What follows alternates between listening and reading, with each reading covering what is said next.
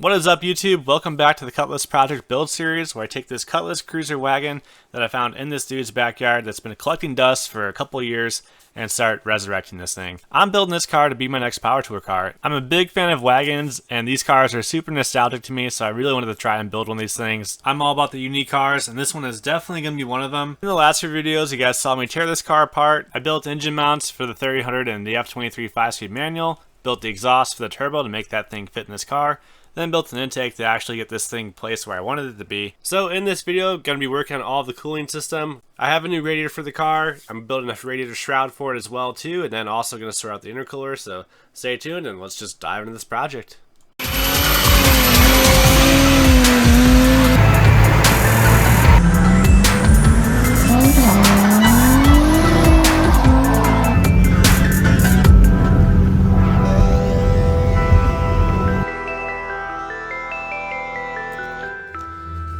So I did get the biggest radiator I could get for this car, and it's a 1 1/4 inch radiator compared to this one. It looks humongous, so this is pretty average size really for most cars, and this is what this car had from the factory. Obviously 4-cylinder with 120 horsepower is not going to create that much heat, but that is just a massive difference. It's like twice the size. I'm not even sure how big this is. It's like a 5/8 or something. So now I know this was a good idea to do this. It looks like this one was leaking anyway, and it's got some mud daubers who are making a nest there, and you can't have that on a car like this. So obviously that had to go. This one just looks so much better too. So just a stock replacement for these cars. And when you look these up, you can get bigger ones, you can get smaller ones. You can just look at the details, and this was the only one that was like 1 1/4 inch. And obviously the more area you have, the better it's going to cool off. So there you go. That's the part number. In case you're curious, it's a Spectra. One of the things I found is that these radiator fans that come with this are just too tight against the harnesses, the coils. I've got 2 fans. One of them is a lot tighter than that one. This one's got a bit more clearance, but still it's thinner, but not quite thin enough to really do the job here, I think. So I'm sure these flow a lot of air, but I know that later on these cars added an auxiliary pusher fan to the front of them. So that tells me that these fans just aren't enough to really pull the kind of air it needs to. And when you put the fan in here, it really only covers like this section of the radiator in the front. From like this bolt hole to that bolt hole to maybe about right here. So you have a lot of area that they're not covering, and there's no full shroud on them. So what I've done is I've gone to Speedway Motors, and they make a radiator shroud ready to go. That's pretty close in size to this thing, so I'm going to test fit that, see how that works out. Got some Spall fans here, which are like the best. So little PSA for you guys. You're going to look at fans online, and you're going to see this is a fan you can buy on Amazon. It's like a $30, $20 fan or something like that, 12 inches, slim. And they say, oh yeah, it pulls 80 watts and like 1,000 something CFMs or something like that, right? Or 1,500. Promise you, it's not even close. Maybe if it didn't have a radiator in front of it, it could do that, but it's definitely not flowing the kind of air it needs to. So I ran 2 of these in Power Tour in 2018 on the Grand Prix. Overheated constantly. The fans just could not keep up. The next year I switched to these fans. Night and day difference. No problem at all in traffic, even in 90-degree weather. Power Tour 2021. I think it was 2021, was extremely hot. Like it was 90s every day for that year, and not a single problem in that car. Even running air conditioning, it was able to keep the thing cool. So I feel pretty. So here's the difference between a Spall fan and the eBay fan or the Amazon fan. You can tell these ones have a much bigger motor than this one does. It's not even close in size. This one pulls a lot more amperage than this one, so 12 volts, 80 watts. That's about, yeah, so it's a 7 amp fan. These things pull like twice as much power each. So when you're up against the radiator, that's important. You want to be able to torque against it because it's going to really restrict that flow. Otherwise, the fan design itself seems pretty similar. Don't be fooled. Get the good stuff, guys. Don't ruin your whole engine because you decided to cheap out in a fan. That's my advice. Take it if you will. All right, so here is the fan shroud. This is what it looks like just out of the box. It has 8 different bypass ports for this, so that way when you're driving at full speed, that airflow you get from driving at highway speeds will overpower those fans. So they leave these ports open, so that way when you have those flaps there, they will just get pushed open Whereas when you have suction on the fan side of it, these will get sucked closed basically. At least that's the theory. So that's awesome that it comes with that, because that is such a nice feature. And this was $66 or something like that. So mind is blown that this is so cheap. But we'll see how it goes when I test fit it on the radiator. So, this is not a very standard size car. Nobody modifies these things at all. So I'm kind of a weird person. So it's not expected that this is going to fit perfectly, but it's going to be pretty close. That is made out of aluminum. It is very light, so that's awesome. Go ahead and set my radiator down here. Trying to do this all with one hand. And we'll see how it fits. Moment of truth. Does this actually fit? Oh my gosh. Yes, it does. It fits so good. Dude, this is almost perfect.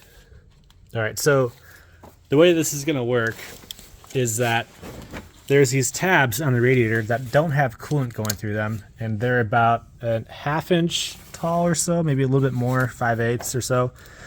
And I'm going to drill through these, tap these, and then it's going to basically mount to the radiator and get bolted onto it.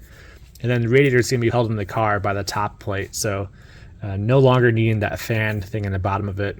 Dude, this is so perfect. I mean, it does extend past the radiator a little bit by about a 1/4 inch. Just by feeling, I'm guessing it's about a 1/4 inch. I wasn't even going to do this, but now I am so glad I did it because it looks amazing. It's so good.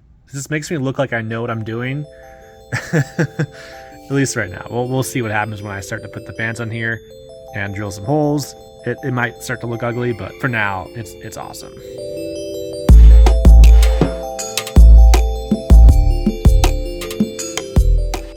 All right, well, so before I bolt it into the car, well, what I'll need to do is put the fans on here, test fit those, and then drill the holes for them wherever they line up, because there's no holes here for the fans yet, but that's not a big deal. So I'll do a small hole and then use some self-tappers if I have any. I'll have to check that, actually. Otherwise, though, could just throw some bolts in from the backside, thread them in, call that good. Okay, so the only problem I'm seeing right now is that these fans are a little bit on the large side for this thing. These are made for 12-inch fans, I believe. It's a little bit smaller than 12 inches. It's probably more like 11 inches, honestly. So that's not a huge deal. That's okay. I don't have a plasma cutter right now. It's at my brother's house, so I can't actually cut this thing out anymore, but I'm okay with that. One of the best parts about Shrouds is that they help you maximize how much area you're covering out of the radiator. So the fans will pull out this whole area of the radiator that the Shroud is covering, rather than just the spot where the fan's at, which is a huge change. It's like twice the surface area. It might not look like it, but it's a lot more if you do the math on it. So the other issue about them being a little bit too small is that the fans kind of cover the top port a little bit on the inside. So I had to slide these things over instead of having them touch here, because I want to make sure that this port is open on both sides. So I had to get these things slid over this way a little bit, and this way on this side, and further up this way. And that meant that this had to get covered up a little bit. That's not a big deal. The goal is to keep the top sides of these open. That way the flaps can hang down. And then I'll just trim off the excess and we'll be golden. All right, so I'm gonna mark these holes and start drilling these things out.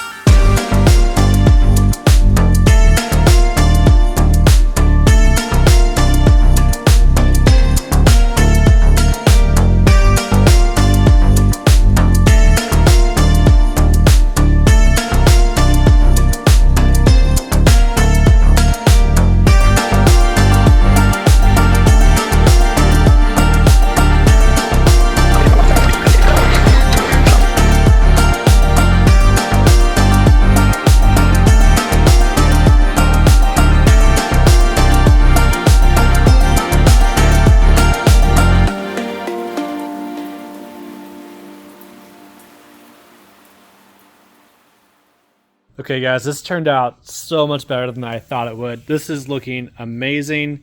The fans fit nicely. The self-tappers were just the right length. They don't pierce the radiator at all. Everything moves nicely.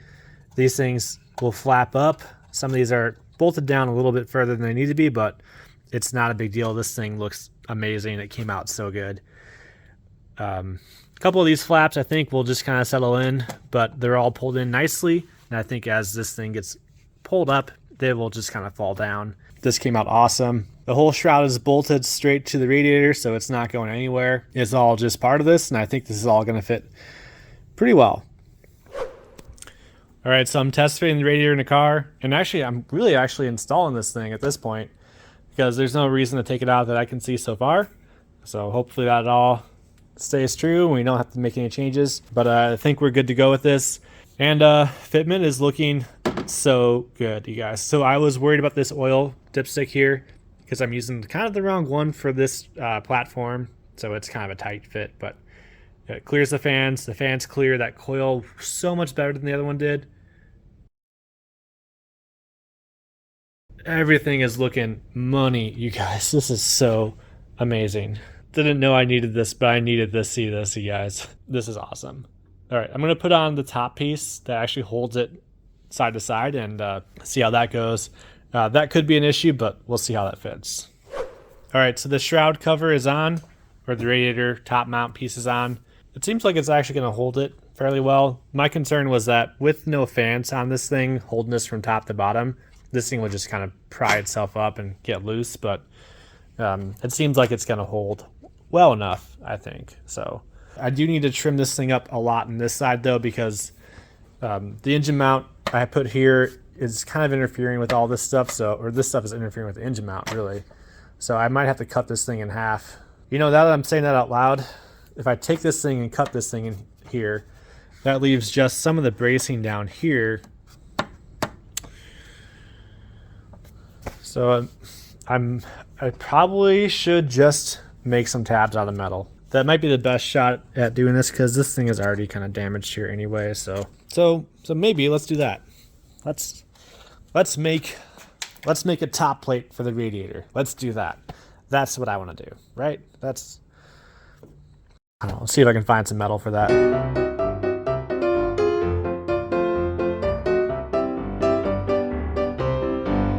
The next thing that needs to be done here is mounting the intercooler. So now that I've got the condenser in, I have all that sorted out so I can start on the intercooler. I'm not sure how I'm going to get this thing mounted here. I'm going to have to make some sort of bracket in the bottom and the top. Could probably get away with just doing one in the top, but I'd like to get some sort of strength in the bottom too of it as well. So the intercooler, so it's a bit of a different design than what's in the Grand Prix. I don't know if this is more efficient or less efficient. I think it's good enough for what it is for the car. We're not doing a crazy power output in this thing anyway, so it's about the right size, right width, and about the right height for this car. And I'm imagining it's going to go pretty much with these fittings the way they are. You can see I've got some couplers on here. Okay, so I'm imagining it's going to go something like this. And you can see here, these holes are basically right where this needs to go in. So I just need to get this thing in there and maybe massage those holes a little bit. But otherwise, though, I mean, it looks like it was made for the car. So this is going to fit nicely. And then it looks like what I can do here is just make some sort of metal tabs here that I'll either weld on to that bumper core support or maybe do some sort of nut cert on that core support and just kind of have a tab down there that goes into it. So the top side should be pretty easy. And really the top being there is enough to support this whole thing and keep it from moving too much as long as that gets bolted on nicely. But it might make sense to go ahead and come down here and build something to grab that bottom bolt too. So I'm not sure how I'm going to do that, but that could be a challenge. So I'll see what kind of sheet metal I have to work with. All right, so I cleared up the car a little bit to check the hood clearance on this air filter. And as I'm about to do that, I noticed a problem with where I'm going to be putting the intercooler is that this hood latch is going to basically pierce its way through it if I put it where I'm putting it. So good thing I checked this. And now I can see how low it has to be, because I was thinking about placing this as high as possible in here, but clearly I cannot do that anymore. So I'm going to have to lower it a little bit. I'll just figure out how high it needs to be with this hood latch here. And I can see that it looks like it needs to go down at least 2 more inches probably, I think. Hopefully not have too many crazy angles in these charge pipes. And if I have to cut out some of this bumper core support thing, it's not a huge deal, but I don't want to do it. So, but we'll get this down here, see how it fits. So I got this hood down, and now I'm being reminded that I need to sort out this little issue right here with like this fender gap in the hood. Not sure how I'm going to fix that, whether it's moving this hinge up somehow, because this whole hinge needs to come up, I think, and maybe that will help the situation. And then maybe I can bump this little riser up here on this side, but that's all a problem for later. This thing needs to be about 2 3/4 of an inch down, it looks like, so I'm really glad I checked that. Now that I've got that part sorted, I can check the clearance on the core support, because there's actually headlights that have to go right here, so I need to make sure that these tubes aren't going to be in the way of anything if I place them kind of where they're at. Last I checked, it seemed like it was going to be okay, but I'm going to go ahead and check it again now that I've got this closer to where it's going to be, because the last time the condenser wasn't here. Okay, so it looks like I'm lucky here. This seems like it's going to fit. There's a lot of clearance here actually, so it's not really contacting it, so nothing seems to be in the way. And if they do go down a little bit lower, there's more space there too. Only reason why this works is because these headlights that I can pull off here, these headlights are basically really deep on the low beam and very shallow in the high beam, and that's the only reason why this works. So I'm very lucky. All right, so I think I have a plan here. Gonna figure out how I'm gonna mount this intercooler now and get that sorted out. All right, so here's my plan for the upper mounts. I built these 2 little tabs here. This is like 1/8" sheet metal, which is about 3 millimeters. It's a little thick for this, and it might be kind of heavy, but it's such a small piece, it's not a big deal. So stronger is more better, right? When I built these 2, I actually made a mistake and made one of these slightly larger somehow, but I think we can pretend that that was intentional, because this side of the car has like a middle piece of sheet metal there, where this side just has like 2 sheets of sheet metal. So we'll just pretend that I knew that was a thing to look for, and we'll just take advantage of that. I was thinking I would just drill through this piece and then have like a nut on this side of this thing, tighten up, or weld a nut in this thing. Okay, so I've got my little brackets here made. Very simple brackets. Try to keep them as small as possible, as lightweight as possible. These things won't do all the support it needs front to back, but they're still going to keep a lot of that support vertically. And what I'll do is I'll just come in the bottom and build some more brackets. I don't think I'll have time to do that tonight, but this is what I made for them. I've got these little square pieces here. Basically what's going to happen is these are going to be mounted like on the intercooler itself in the bottom, and then these 2 will bolt in the car somewhere. Then I'll just use some rods like this to reinforce it and connect it together. And then I'll have a very simple lightweight bracket that's not going to add a lot of weight to the car, and should be really simple to connect and build up there. This whole thing is aluminum. All the weight's going to be supported by the top anyway. The bottom brackets are there just to keep the intercooler from going frontwards to backwards. It gives it that horizontal bracing instead of the vertical stress there. So what I'm going to do here is take these things and try and get these as far inward as I possibly can. What I'll do is probably drill a hole basically right there, about 7 millimeters away from it. That way I can still get a flange nut in there, or a flange bolt, really, is what that is. And that'll be decent looking and still give it a lot of strength. Then I'll just come back in the back side of this thing, weld a nut there. Should be solid.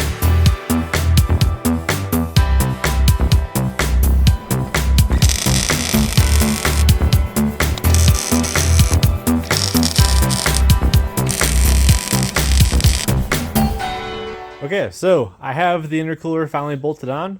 The holes I drilled were not perfectly aligned on the car to really get perfectly flat, but once again, that's okay because these things will rotate. They're independent. There's only 1 bolt on either side, and I did that going in to make this as easy as possible, because there's a possibility this thing will shift around somewhere, maybe left or right. I'm not sure, but I think this is a good spot for it. This thing is part of the car now. It's here. It's solid. It's solid-ish, and it's gonna work.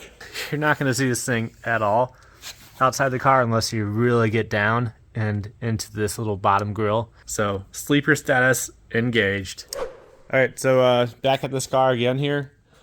I got the top stuff sorted out so I can work in the bottom stuff now, and I do need to secure the bottom of this thing because right now this is moving a little bit, a little bit more than I would want to, and it's kind of tight in the top too, so this is about what it's going to do in the car, so we need to solve that. What I think I'm going to do is bolt on a plate here with a little bit of extra space there for a rod that bolts down, probably down here in this thing too. It looks like this car is missing some sort of air dam down here. I might try and go pick one of those up again somewhere, but for now though, I can at least use these bolts and just kind of tie into that, and then I'll just have a rod that goes from here to here, and then we should be good, and this won't hit the condenser, and both things will be happy and be safe. First thing I'm going to do here is take these little plates I made yesterday, and then I'll just drill out some holes in these things, figure out where it's all going to sit, and then I'll just grab some of this stainless rod I've got and bend it to work probably.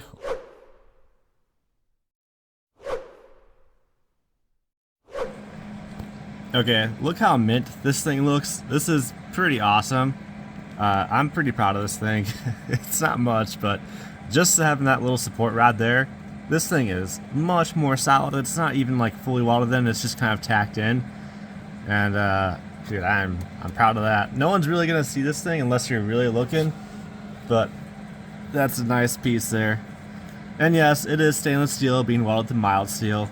Am I concerned about that? Nah. So I'm gonna go ahead and tack the other one in too, and then from there I'll pull it off the car, fully weld it, we'll be dialed. Anyway, these things are basically ready to go. They'll need some paint, and so what I might do is I might mask off the shiny parts of this thing, and then just paint the sections that are actually steel and not the stainless, so that way you have that cool looking shiny part. It's not the most ideal situation, but it's funny to me at least, and it'll look cool probably. I don't know.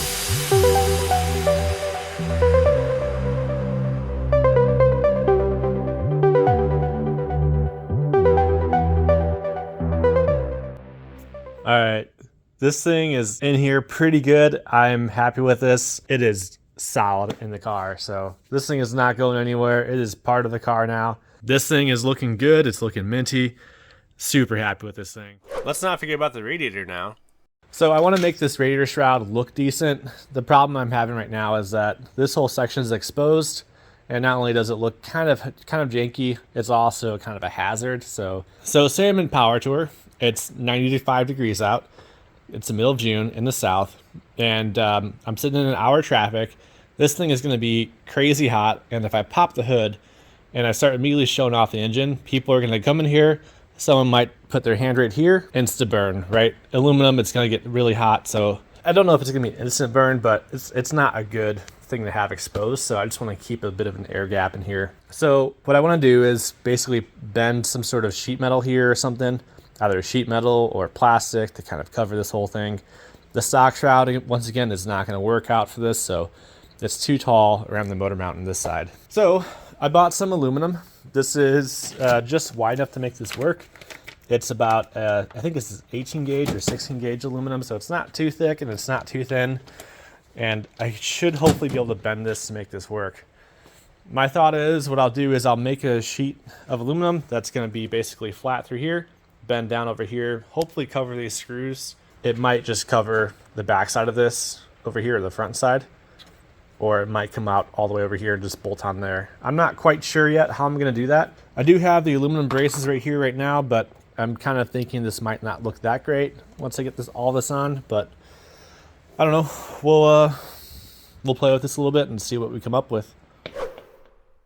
So this is what I've got put together so far. So now I need to go ahead and just clearance it for like this section right here, the motor mounts, and also this other motor mount here too. So it's gonna go somewhere like this, I think, and then just kind of jog over in here. So I'll just need to kind of figure out how much space I can actually get out of this area.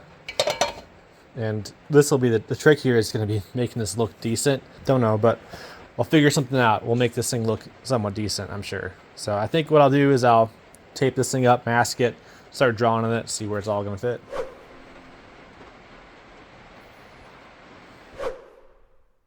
So I think I decided to run the original radiator cover, just very trimmed up. Unfortunately, this meant cutting up yet another one of them, so I've cut up 2 now. So that's not amazing, but it is what it is. They're cheap. They're everywhere, right? Probably. So I'm not going to worry about it. But this side looks great. This side, not so much. There is no swoop down on this side where it swoops down this side. So I think it still looks better than having these big brackets that, you know, just really stick out a lot. So I think this was the right move.